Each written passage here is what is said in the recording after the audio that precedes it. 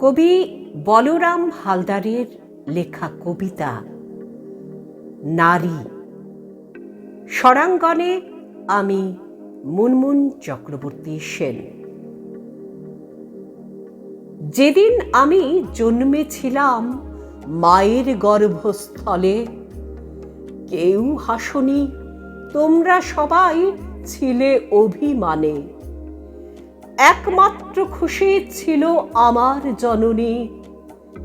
শৈশবেতে পেয়েছি আমি অনেক অবহেলা। আমি তখন অষ্টাদশে যৌবনের ছোঁয়া। চিৎকার করে প্রতিবাদ করি, শোনোনি কেউ আমার কথা। তোমরা তখন অভিভাবক, দেবে আমার বিয়া। উচ্চশিক্ষা নিয়ে আমি সমাজ গড়ব তখন।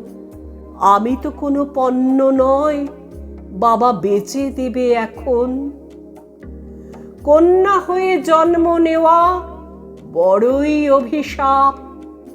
পুরুষতন্ত্রে এই সমাজে নারী অভিলাষ। কন্যা হয়ে জন্ম নেওয়া বড়ই অভিশাপ। পুরুষতন্ত্রে এই সমাজে নারী অভিলাষ।